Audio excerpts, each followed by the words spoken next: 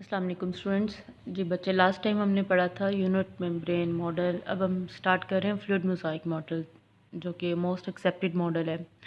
इस मॉडल के मुताबिक जो प्रोटीन की लेयर मतलब प्रोटीन कोई लेयर नहीं बनाती, यानी कंटिन्यूस नहीं है, बल्कि हकीकत में जो लेयर है वो फॉस्फोलिपिड्स की होती है। बाइलेयर यानी ऊपर और नीचे, वो बाइलेयर है। और इनफैक्ट मतलब उसके ऊपर नीचे प्रोटीन की लेयर मौजूद नहीं है। फ्लूइड का मतलब ही यही है कि एक सी लिक्विडी पार्ट, और मोज़ाइक का मतलब है धंसे हुए होना, एम्बेडेड होना किसी चीज़ के अंदर। तो ये मॉडल यही कहता है कि प्रोटीन एक लेयर की सूरत में नहीं है, बल्कि जो फॉस्फोलिपिड है वो एक लिक्विडी पार्ट बाइलेयर है, जिसके अंदर प्रोटीन के मॉलिक्यूल एम्बेडेड है, यानी धंसे हुए हैं। और इस तरीके से ये इसके अंदर जो है वो मौजूद होते हैं। और प्लाज्मा मेम्ब्रेन जो है वो वैसे भी ज़रा लिक्विड इन नेचर होती है, जेली लाइक कंसिस्टेंसी होती है इसकी। ये आपके सामने इसकी डायग्राम है, इसकी मदद से आप ज़्यादा अच्छी तरह से समझ सकते हो। जैसे ये है बाइलेयर लिपिड की, तो इसमें लाइक एक ये है लिपिड की लेयर और एक है ये वाली लेयर। फॉस्फोलिपिड की बाइलेयर जो है ये मौजूद होती है। अब ये है कि ये जो प्रोटीन के मॉलिक्यूल है, ये देखो आप, ये एक लेयर है बाइलेयर। इसके अंदर प्रोटीन के जो मॉलिक्यूल्स हैं, ये वाला हो गया, ये हो गया, ये आपको मैं रेड लाइन का जो डॉट है इसकी मदद से बता रही हूँ।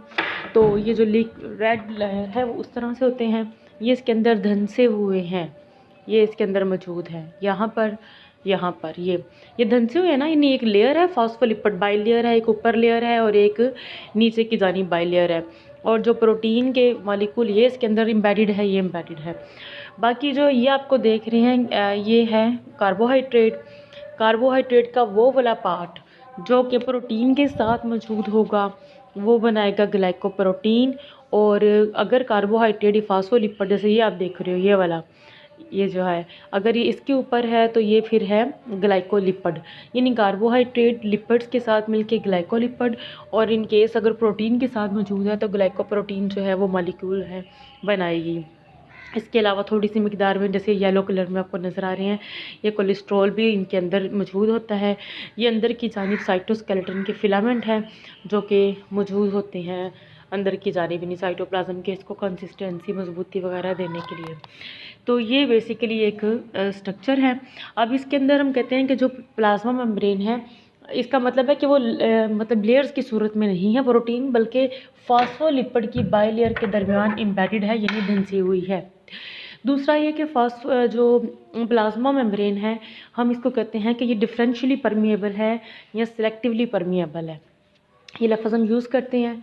इसका मतलब है कि ये कुछ मॉलिक्यूल्स को इजाज़त देती है गुज़रने की, और कुछ मॉलिक्यूल को इजाज़त नहीं देती है कोई इसमें से गुज़र सके। ये शॉर्ट क्वेश्चन भी आता है कि why plasma membrane is called differentially permeable या सिलेक्टिवली परमिएबल, क्योंकि सिलेक्ट करती है कि कुछ मॉलिक्यूल्स ने गुज़रना, हर एक को गुज़रने नहीं देती। अब ऐसे मॉलिक्यूल जो कि लिपिड में सोल्यूबल हैं, वो तो आसानी से फॉस्फोलिपिड के अंदर से ही हल होकर गुज़र जाते हैं। कुछ गैस के मॉलिक्यूल, वाटर, ग्लूकोज, वो भी आसानी से गुजर जाते हैं, जो स्मॉल होते हैं। लेकिन कुछ चार्ज पार्टिकल्स, उनको गुजरने में मुश्किल पेश आती है। फिर वो मुख्तलिफ़ तरीके इख्तियार करते हैं, जैसे एक्टिव ट्रांसपोर्ट हो गया, पैसिव ट्रांसपोर्ट हो गया, डिफ्यूजन वगैरह। अब इनमें से हर एक की कैसे होती है कि आपको पता है कि जो डिफ्यूजन है वो ज़्यादा कंसनट्रेशन से कम कंसनट्रेशन की तरफ मॉलिक्यूल्स की मूवमेंट है, और इसमें एनर्जी का इस्तेमाल नहीं होता। और एक्टिव ट्रांसपोर्ट यानी पैसिव ट्रांसपोर्ट हर उस तरीके को कहते हैं जिसमें एनर्जी इस्तेमाल ना हो। और एक्टिव ट्रांसपोर्ट का मतलब होता है मॉलिक्यूल्स का कम मतलब एरिया वाली जगह से, जहाँ उनकी कंसंट्रेशन कम हो, वहाँ से ज़्यादा कंसंट्रेशन वाले एरिया की तरफ जाना, but with the use of energy. और ये एनर्जी एटीपी प्रोवाइड करता है। इसी तरह से एंडोसाइटोसिस है। एंडोसाइटोसिस का मतलब होता है, जैसे आप ये देखो, ये एक सेल है, तो ये जो मॉलिक्यूल इसके करीब है ऐसे करके, तो ये सेल की मेम्ब्रेन इसको ऐसे करके इंगल्फ कर लेगी ये अंदर की जानिब, और फिर अंदर की जानिब जाके फूड पार्टिकल बन जाएगा, वैक्यूल बन जाएगा। तो इसको बोलते हैं इंगल्फ करना, यानी खा जाना मेम्ब्रेन के अंदर, इसे एंडोसाइटोसिस कहते हैं।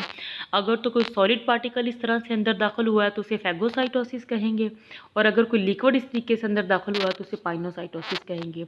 और अगर कोई मटेरियल इसी तरीके से बाहर निकला है तो इसे एंडोसाइटोसिस नहीं बल्कि एक्सोसाइटोसिस बोला जाएगा। ठीक है बच्चे, ये प्लाज्मा मेम्ब्रेन के तरीके थे। उसके बाद आता है सेल वॉल। तो cell wall outermost boundary है प्लांट सेल की। इसके अलावा प्रोकैरियोटिक सेल में भी मौजूद होती है, जैसे बैक्टीरिया वगैरह है। दोनों में कंपोजिशन में थोड़ा सा डिफरेंट होता है, दोनों की थिकनेस भी वेरी करती है। कोई भी चाहे मतलब उसकी हो प्रोकैरियोट्स की या प्लांट की। जैसे ये एक प्लांट का सेल है इस तरह से। तो दोनों के यानी जो सेल वाला उसके 3 मेन हिस्से होते हैं। सबसे एक हिस्सा है मिडल लैमिला। ये 2 सेल के दरमियान ये जो चीज़ बनी है ये है मिडल लैमिला, दोनों सेल के दरमियान। So middle lamella is the first to be form between primary wall. यानी जैसे आप देखो, ये एक सेल है और ये एक सेल है, ये दरमियान में दोनों के बना है मिडल लैमिला। अब इसके अंदर की जानिब दोनों साइडों पे बनेगी प्राइमरी वॉल, और प्राइमरी वॉल के भी अंदर की जानिब, हर सेल के अंदर की जानिब डेवलप होगी सेकेंडरी वॉल। ठीक है, तो प्राइमरी वॉल जो है वो सेलुलोज और कुछ पेक्टिन और हेमी सेलुलोसिस से मिलकर बनी होती है। ये कार्बोहाइड्रेट इन नेचर है, पॉलीसेकेराइड्स है कार्बोहाइड्रेट की, जो हमने स्टार्ट में पढ़े थे सेकंड चैप्टर के अंदर। और सेलुलोज के जो मॉलिक्यूल है वो क्रिस क्रॉस इन अरेंजमेंट है, जैसे ये आपको डायग्राम में देख रहे हो, इस तरह से फिर इस तरह से। इस अरेंजमेंट को क्रिस क्रॉस अरेंजमेंट कहते हैं, आपके सामने है। इस तरह से इसको मजबूती फ्राहम होती है ना क्रिस क्रॉस अरेंजमेंट से। और सेकेंडरी वॉल प्राइमरी वॉल के भी अंदर की जानी बनेगी, ये प्राइमरी वॉल की निस्बत ज़्यादा थिक होगी। ये इनऑर्गेनिक सॉल्ट, सिलिका, वैक्सीज, लिग्नन से मिलकर बनी होती है।